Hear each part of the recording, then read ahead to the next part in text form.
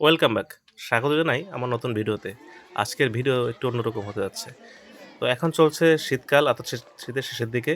তো আমার বাগানের যে ফুল গাছগুলো ছিল সেগুলোর আসলে এখন মেয়াদ শেষ। হইছে, হইছে। মানে ওদের এখন এগুলা ব্যাকটেরিয়া, সব ভাইরাসে আক্রমণ করছে, অর্থাৎ ওই গর্তে ফেলে স্প্রে করুন, গাছগুলো গর্তে ফেলে। শুকিয়ে যাচ্ছে। স্যার, এটাই হয়, সিজনাল ফুল সাধারণত এরকমই হয়।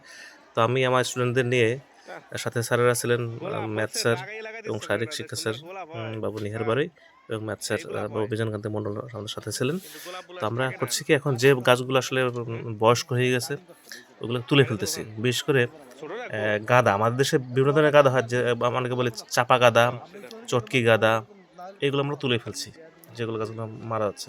চলেন দেখে এই আপনাদের গাছটা, এই গাছটা, সবাইকে। এই গাছটা। এই গাছটা?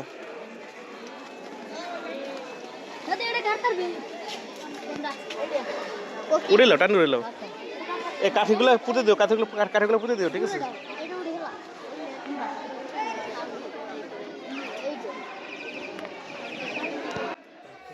আসলে গাছগুলো তুলে ফেলতে আমার খুব কষ্ট হচ্ছিল, কারণ অনেক পরিশ্রম, আমার পরিশ্রম, আমার স্টুডেন্টদের অনেক পরিশ্রম আছে এর পেছনে। তো আসলে বিষয় হচ্ছে কি, আমরা প্রথম দিকে যখন গাছ লাগাই, যে যেখান থেকে পারছি গাঁদা গাছ হলে আমরা নিয়ে আসছি, সেগুলো লাগাই দিছি। তো এখানে অনেক দেখা যাচ্ছে চাপা গাঁদা হয়েছে, আর এটা দেখছেন ডালিয়া। আর ডালিয়ার আমরা অ্যাকচুয়ালি ডালিয়া লাগাইছি পরীক্ষামূলকভাবে। ২ টা কালার আমরা আপাতত দেখতে পাচ্ছি। ভবিষ্যতে মানে অর্থাৎ সামনের বছর আমরা এর চেয়ে বেশি ডালিয়া দেখব বাগানে।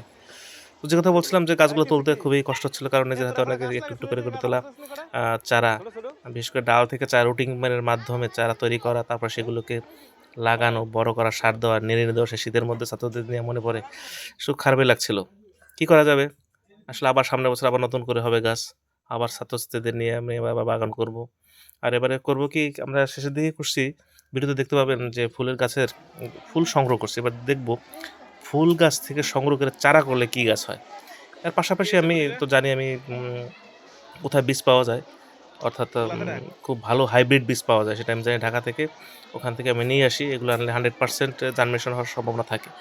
তো সেটা করব, এবং পাশাপাশি রক্তগাঁদার বীজ সংগ্রহ করলাম, এবং যে গাঁদাগুলো আমার কাছে আছে হাইব্রিড বড়, বড় গাঁদা ৩ টা কালারের, ওইগুলো আমি বীজ থেকে চারা তৈরি করার চেষ্টা করব। আর করব কি, ডাল আমি কেটে রাখবো।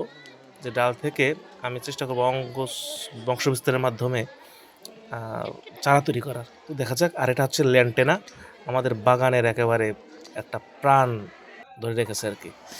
তো যাই হোক, ছাত্ররা আ পুরোনো গাছগুলো তুলে ফেলছে। পাশাপাশি ওরা এই গাছটা, বীজ এই গাছটা। সংগ্রহ করতেছে এইটা। ফুলের। কোনটা? ওগুলো পাকছে? তো হ্যাঁ, আশা করি কোথায় সামনে এগুলো একটা এগুলো নতুন মোটা। ধরনের নতুন আমি রাখবো, আঙ্গিকে দেখতে আমি পারবেন। রাখবো নে।